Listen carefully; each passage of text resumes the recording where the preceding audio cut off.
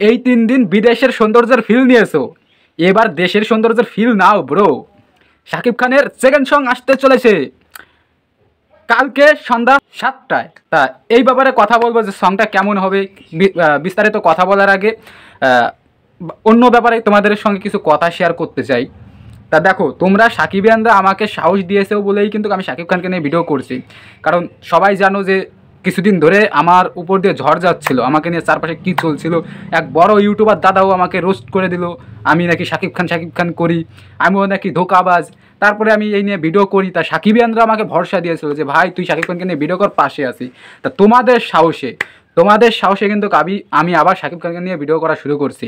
তোমরা যদি আমাকে মাঝপথে ছেড়ে দৌড় দাও তাহলে কিন্তু ভাই আমি শেষ, পুরো শেষ সিরিয়াসলি। আর সাকিবিয়ানদের কিছু কিছু কমেন্ট আমি পড়লাম, এই সব কমেন্টই পড়েছি ভাই সিরিয়াসলি।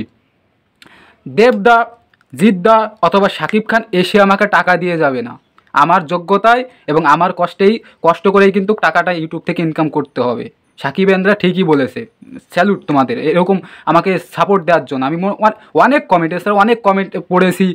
সবথেকে বড় কথা হচ্ছে আমি দেখো দেবদার বিশাল বড় ফ্যান, ছোটোবেলা থেকে সেই হিংসা দেখে এসেছি যে দেব ফ্যানরা জিৎ ফ্যানদের সহ্য করতে পারে না, মানে জিৎ ফ্যানরা দেব ফ্যানদের সহ্য করতে পারে না। মানে এটা আমার অদ্ভুত লাগলো। আমার মানে এতদিন ধারণা ছিল মানে ফ্যান মানেই ওই ঝামেলা, ঠিক আছে, ওই হিরোকে আমার পছন্দ না, এই হিরোকে পছন্দ না। বাট সাকিব খানদের এর আগের দিনে যতগুলো কমেন্ট পড়লাম ভাই, তাদের মধ্যে কোনো হিংসা নেই। অধিকাংশ কমেন্ট যে তুমি ঠিক আছে, তোমার দেবজি তোমার দেশের হিরো, তোমার দেশের হিরোকে সম্মান দিয়ে এমনভাবে ভিডিও করবে যাতে তোমার দেশের হিরো ছোটো না হয়। শাকিব খানকে নিয়ে তুমি ভিডিও করো কিন্তু তোমার দেশের হিরোকে তুমি ছোটো করবে না। এরকম কমেন্ট আজ অবধি ভাই দেব ফ্যান বা জিৎ ফ্যানদের কাছ থেকে পাইনি ভাই, এত ভালো কমেন্ট। আমি নিজে একজন দেব ফ্যান, কিন্তু কিছু কিছু দেব ফ্যানদের ব্যবহারে বিশ্বাস করে আমি খুশি না। আমি দেব ফ্যান হতে পারি কিন্তু কিছু কিছু দেব ফ্যানের ব্যবহারে আমি খুশি না। মানে হিংসা, সেমভাবে জিৎ ফ্যানরাও তারা হিংসা, মানে দেবজিৎ ফ্যানদের মধ্যে সারা জীবন ঝামেলা লেগে থাকে। কিন্তু শাকিব খানের ফ্যানদের মধ্যে এই জিনিসটা আমি দেখলাম না। এই অপরদিকে আরেকটা বিষয় তোমরা যদি খেয়াল করেছো কিনা জানি না, দেব বা জিৎ ফ্যানেরা দেখবে শাকিব খানকে পছন্দ করতে পারে না, অপরদিকে শাকিব খানটা কিন্তু তার উল্টো। অধিকাংশ সাকিবিয়ান বলে না যে আমার দেবকে পছন্দ না, জিতকে পছন্দ না, তারা বলে আমাদের দেবকেও পছন্দ, জিতকেও পছন্দ। কিন্তু দেবদার ফ্যানেরা এবং জিতদার টক্সিক, সব ফ্যানেরা না, টক্সিক কিছু কিছু ফ্যানেরা এটা করে, এই শাকিব খানকে নিয়ে ভিডিও করবেন, ওকে পছন্দ না, মানে যত দূর শাকিব খানকে নিয়ে পস্তানো যায় তারা এটা পস্তাবে। তাই এটা দেখে খুব ভালো লাগলো, মানে সাকিবিয়ানদের এইসব পজিটিভ দিক দেখে। তা তোমরা আমার পাশে থেকো। দুদিন আগে আমি প্রচুর ভেঙে পড়েছিলাম, সাকিবিয়ানরা আমাকে সাপোর্ট দিয়ে বলেছিল যে ভাই তুই ভেঙে পড়িস না, আমরা তোর পাশে আছি। অনেক অনেক সাহস দিয়েছে তারা আমার, তাদের সাহসে কিন্তু কাজ আমি ক্যামেরার সামনে, মানে কেউ আমাকে সাপোর্ট করেনি। সাকিবিয়ান রন সাকিবিয়ানরা আমাকে মানে কমেন্টের ওপর কমেন্ট করে গেছে, এত বড় বড় কমেন্ট করেছে, ঠিক আছে, সেই কমেন্ট পড়ে পড়ে আমার মানে মূল হালকা হয়ে গেছে। এই কারণে কিন্তু কাজ ভাই ক্যামেরার সামনে। তো এইভাবে পাশে থেকো। তা এইবার আসি ভিডিওর মূল টপিকে। অনেক ইমোশনাল কথা বলেছে, ঠিক আছে, সব বাদ, ওটা এইসব সাইডে রেখে এবার শাকিব খানের দিকে আসো। শাকিব খানের সেকেন্ড সং মানে রাজকুমার সিনেমার সেকেন্ড সং, ঠিক আছে। দেখো আমার অনেক বড় লাইন লিখেছে, ফেসবুকে পোস্ট হয়েছে, হিমেলাসটা পোস্ট করেছে রাজকুমারের একটা সেকেন্ড সঙ্গের পোস্টার দিয়ে, আমি ভিডিওর থাম্বনেলের মানে ভিডিওর পাশে দিচ্ছি, তোমরা দেখো এই পোস্টারটার তার পাশে যে লেখাটা সেটার স্ক্রিনশটও দিচ্ছি, তোমরা যদি দেখে বুঝে নিতে পারো তাহলে বুঝো। বাট আমি মুখে বলতে পারছি না, কেন বলো তো? দেখো এত বড় লাইন ভাই মুখস্থ করা অসম্ভব। আর যখন গান আসবে না, দেখো এখন ভাই লাইন মুখস্থ করতে পারছি না, যখন গান আসবে না ওটা এমনভাবে তারা সিঙ্গারের গাওয়া নিজে গাওয়া ভাই অনেক পার্থক্য। আমি এখন এই লাইনগুলো নিজে ভাবে সাজাতে চাচ্ছি ভাই, সাজাতে পারছি না, সত্য কথা। মানে কেমন আলখাবলে লাগছে, লাইনগুলো মিলাতে পারছি না। কিন্তু যখন গান আসবে না তখন ও কত সুন্দর মিলে গেছে, তাই লাইনগুলো মিলাতেও পারছি না, ঠিক করে মনেও করতে পারছি না, ঠিক আছে। আমি কিন্তু লাইনগুলো অনেকবার মুখস্থ করার চেষ্টা করেছি, আমি মুখস্থ করতে পারিনি। কিন্তু যখন গান আসবে দেখো 2-3বার সুন্দর গানগুলো মুখস্থ হয়ে যাবে। এখন তোমাদের অনেকের কোশ্চেন থাকতে পারে যে তো তাহলে ভাই তোর দ্বিতীয় ফোন কই? দ্বিতীয় ফোন দিয়ে ভাই মানে আমাদের পড়ে শোনা? ভাই আমার দ্বিতীয় ফোন নেই, দ্বিতীয় ফোন থাকলে ভাই আমি তোমাদের পড়ে লাইনগুলো শোনাতাম। কিন্তু গানটার নাম হচ্ছে বরবাদ।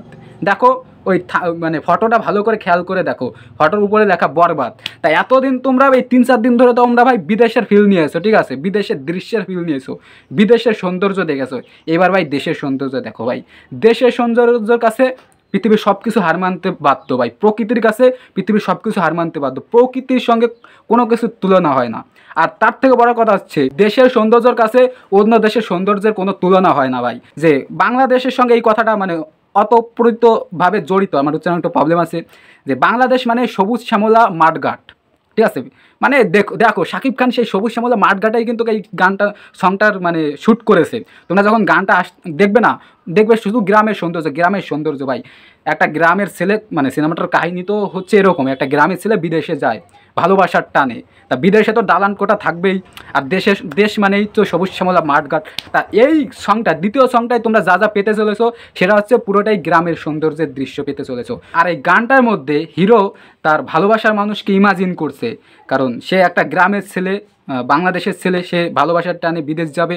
তা বিদেশে গিয়ে সে কী করবে, তার প্রেমিকা কেমন, কি দেখতে, এরকম হয়তো সামথিং হবে। মানে গানটার লাইন আমি পড়েছি, আমি তো পড়ার পরে তো ক্যামেরার সামনে বলতে পারছি না, কিন্তু লাইনগুলো দেখে তোমরা ফেসবুকে গিয়ে দেখে নিতে পারো, আমার স্ক্রিনশট তো আমি দিয়েছি। লাইনগুলো আমি পড়ার পরে বুঝতে পারলাম যে সে দেশে বসে তার ভালোবাসার মানুষকে ইমাজিন করছে। গানটার মূল টপিক হচ্ছে এটা। আর একটা বিষয় তোমাদের সঙ্গে শেয়ার করতে চাই, অনেকের একটা কোশ্চেন ছিল যে শাকিব খানকে মানে ক্লিন হিসেবে ভালো লাগছে না রাজকুমার সিনেমায়, কিন্তু এই ফটোটা তোমরা দেখো, আমি আমার মানে ভিডিওর সামনে একটু বড় করে দিচ্ছি, এই ফটোটা কিন্তু শাকিব খানকে জবরদস্ত লাগছে। আমার সম্ভবত, আমার ধারণা এই গানটায় কিন্তু শাকিব খানকে ক্লিন শেপ করে ভালোই লাগবে। দেখো মানে একটা কম বয়সী ছেলেই মনে হচ্ছে শাকিব খানকে, দেখেই মনে হচ্ছে না 40-এর উপর পেরিয়ে গেছে। দেখো ওর ড্রেস আপটা দেখো, প্যান্টটা দেখো, ঠিক আছে, একটা মানে 20-22 বছরের ছেলে যেরকমভাবে প্যান্ট পরে, ঠিক আছে, দেখো প্যান্টটা একটু ঢোলা ঢোলা চাপা চাপা। আর আমি জানি না শাকিব খানের মানে শরীর তো এর থেকে, শরীর স্বাস্থ্য কিন্তু এর থেকে বেশি ছিল, কিন্তু এই ফটোতে তোমরা ভালো করে খেয়াল করো শরীর স্বাস্থ্য খুবই কম। সে কি মানে আমি জানি না সে কি জিম টিম করে শরীর স্বাস্থ্য কমিয়েছে নাকি মানে রাজকুমারের জন্য। দেখো খুবই একটা চিকনা চিকনা ছেলে লাগছে। শাকিব খানের কিন্তু এতটা মানে শরীর স্বাস্থ্য কম না, শরীর স্বাস্থ্য কিন্তু শাকিব খানের খুবই খুবই ভালো আর কি, এর থেকে হেলদি। কিন্তু এটাই দেখে মানে এই ফটোটা দেখো ভালো করে নজর দিয়ে দেখো, একটু চিকনা চিকনা লাগছে।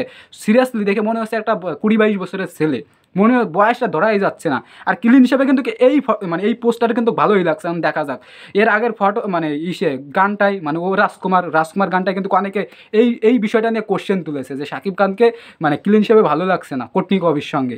মানে যে রাজকুমার গানটা বেরিয়েছে আমাদের কলকাতার এক ইউটিউবার দাদা তো রোস্টই করে দিয়েছিল, সেই বিষয়ে তো আমি প্রতিবাদ করেছি ভাই। সিরিয়াসলি ভাই ক্লিন হিসেবে এটা সবার ক্ষেত্রে ভাই, ক্লিন চাপদারিতে প্রতিটা ছেলেকে ভাই ভালো লাগবে, হ্যান্ডসাম বয় লাগে, ঠিক আছে, ক্লিন শেপ করলে একটু অদ্ভুত লাগে। তোমাকে একটা লোক কন্টিনিউ ভাই মানে চাপদারিতে দেখে আসছে, ঠিক আছে, হঠাৎ করে যদি তুমি ক্লিন শেপ করো তোমার তো অদ্ভুত লাগবেই। মানে বাস্তব লাইফের কথা বলছি। তা ক্লিন শেপ করলে একটু অদ্ভুত লাগে, তার মানে তুমি রোস্ট করে দেবে, তারপরে কী সব বাজে বাজে মন্তব্য করছে, আমি সেই মন্তব্যে আর যেতে চাই না, খালি ওই নামগুলো উল্লেখ করতে চাই না, খালি অপমান করতে চাই না। তা এই পোস্টারে কিন্তু দেখে খুব ভালোই লাগছে শাকিব খানকে। আমার যতটা ধারণা যে এই গানটা নিয়ে কারো কোনো কোশ্চেন থাকবে না, বরবাদ গানটা নিয়ে, লুক নিয়ে অন্তত। আর দেখা যাক গানটা কেমন হয়।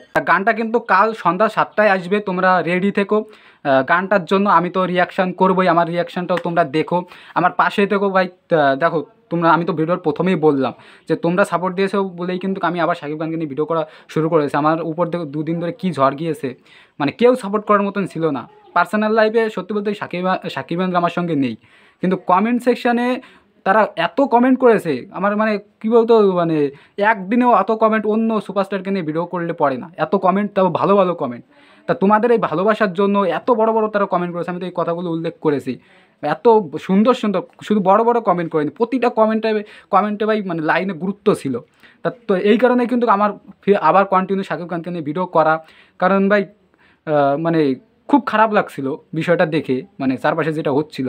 এত বড় একটা ইউটিউবার দাদা আমাকে নিয়ে এরকম বাজে মন্তব্য করলো, তারপরে দেখলাম সেই দাদার কমেন্ট সেকশানে আমার নাম উল্লেখ করে অনেক মিম তৈরি করছে আর কি, ঠিক আছে, মিম তৈরি করছে বলতে কি আমাকে থুতলা বলছে, আমি নাকি থুতলা, ঠিক করে কথা বলতে পারি না। আমার মানে তোমরা তো জানো সব কিছুই, যে তোকে বলে কি তুই শাকিব খানকে নিয়ে ভিডিও করলে তোকে আনসাবস্ক্রাইব করে দেবো, তুই থুতলা, ঠিক করে কথা বলতে পারিস না, অনেক অ্যাটাক করেছে। তারপরেও শাকিব খানরা আমাকে এত ভালো ভালো কমেন্ট করে বুঝিয়েছে, তার জন্য তোমাদেরকে অসংখ্য ভালোবাসা। তা কালকের গান, ঠিক আছে, ওইসব ব্যাপারে যাচ্ছে না, কালকে তোমরা গানের জন্য অপেক্ষায় থেকো, আমিও থাকবো, গানটার রিয়াকশান এলে তোমরা দেখো, ঠিক আছে। তা তোমাদের ভালোবাসা বা অনেক দূরে এগিয়ে যেতে চাই, তাই এই ভিডিওটা ভালো লাগলে সবাইকে শেয়ার করে দিও এবং লাইক কমেন্ট করো। অন্তত লাইক এবং কমেন্ট করলে ভিডিওটা রিচ পাবে এবং ভিডিওটা অনেকের কাছে পৌঁছাবে এবং অনেক মানে ভিউজ আসবে, তাহলে তো কিন্তু ভাই আরও ভালো লাগবে ভিডিও করতে, ঠিক আছে। তা সব কিছু করে দিও। তা দেখা হচ্ছে পরবর্তী কোনো ভিডিওতে। টাটা।